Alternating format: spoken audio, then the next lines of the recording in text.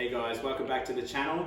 Hope you're all doing well. And just first off, I just want to give a shout out to everybody after my last jersey episode when I did Wheaties jersey. Got so much positive feedback. Even Aaron, he wrote a really nice post after re-shared it on Facebook and the other socials.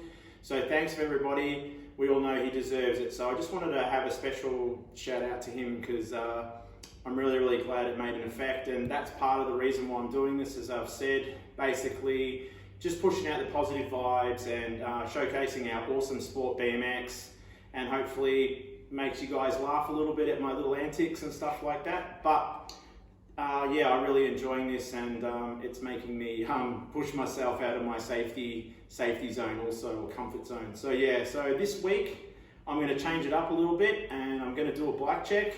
And this time it's actually going to be one of mine. The last one I did was Zach Perry's Stay Strong, and yeah, that was a lot of fun.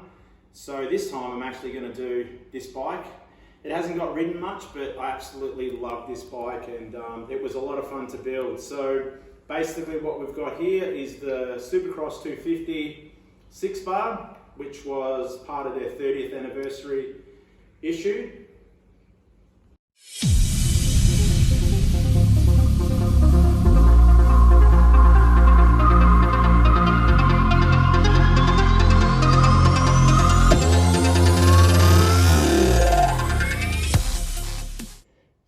I do remember when Supercross were coming up to their 30th anniversary, there was a little bit of talk and some sneak peeks of Bill possibly reissuing the 250 6-bar frame.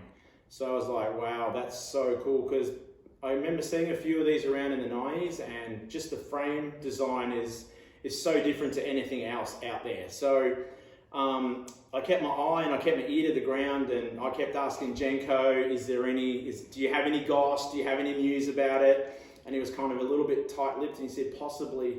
But yeah, it's such a unique design, and the background to the design is back in the day, a lot of the chromoly there was a lot of flex in it. So Bill came up with this design to strengthen the back end, which basically helps you when you're coming out of the gate, when you're jumping, when you're manualing. So it definitely stiffened up the rear end, and a lot of the guys just absolutely loved it. So they ran this design, and they even ran it from chromoly, and they've even ran this design into aluminium. So when this frame first came out, it came in Pro, Cruiser, and also a Junior frame. So such a great looking frame. So yep, I finally found out that they were gonna reissue it. So the color options were black, show chrome, and raw. And I'm like, you know what?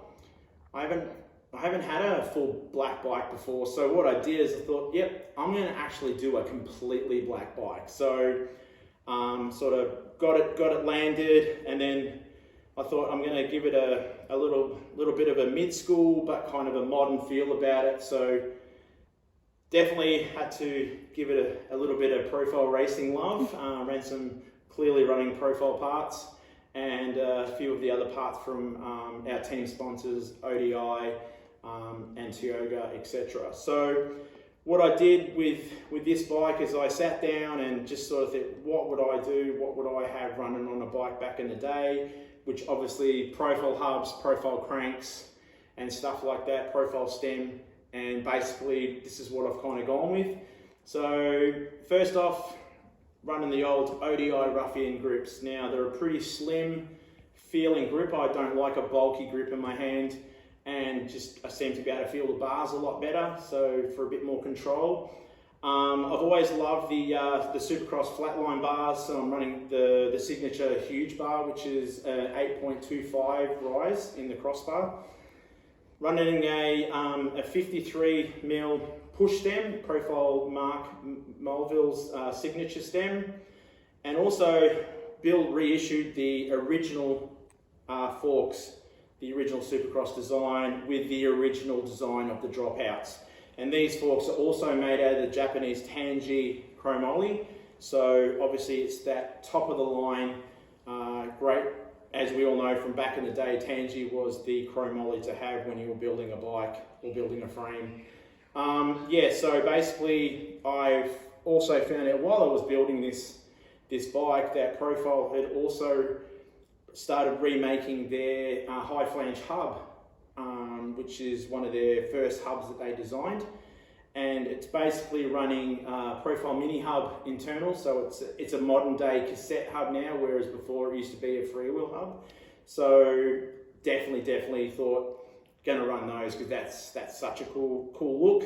So I'm running them completely black, even with the outer cones, all black volcano rushes. And if you look at the wheel set, black spokes but with blue nipples, and I'm also running Alienation Black Sheep rims. So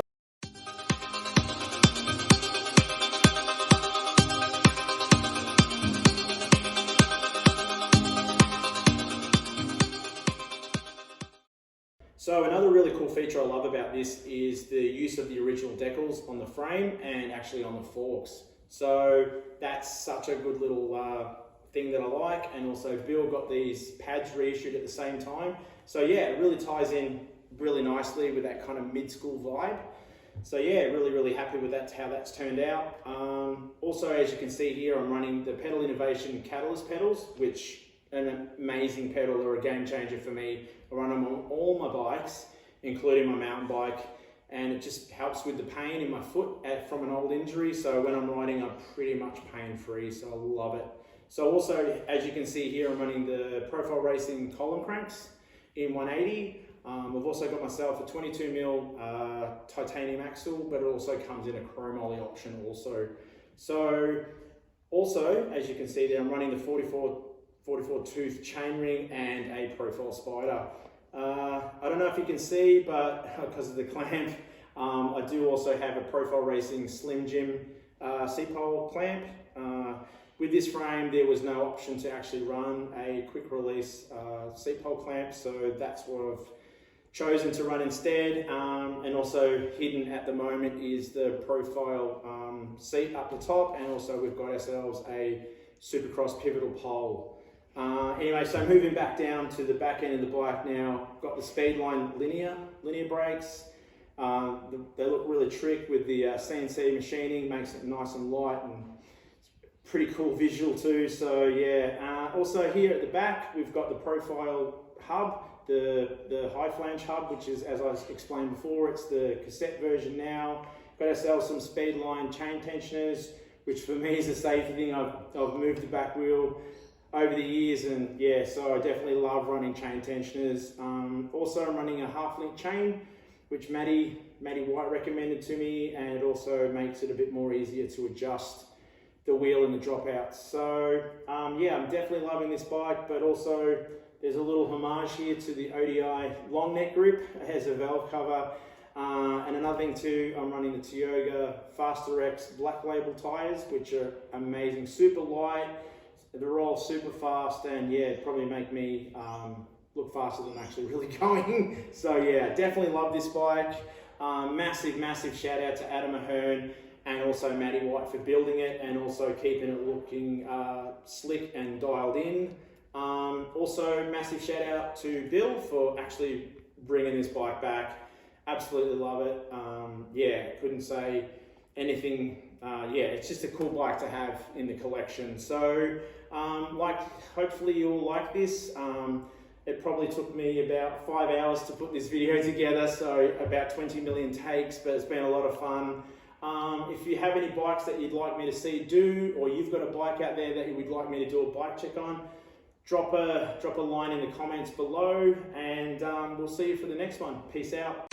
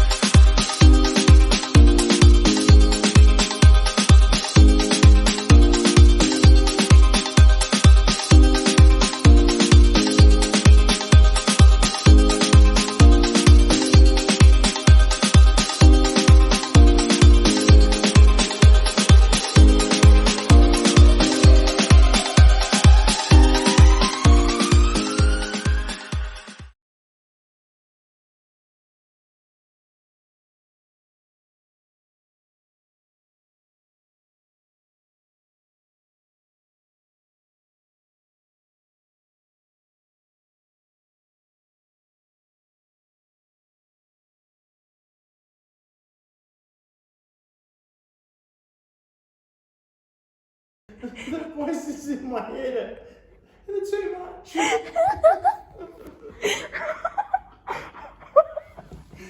It's just too much.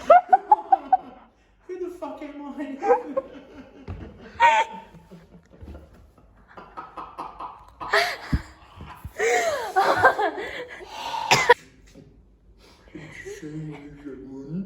And it looks amazing.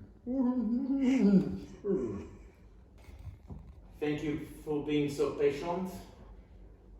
Au revoir, my dear. You're the frame, it's in the box. And also, you've got the blue and the red in the pads.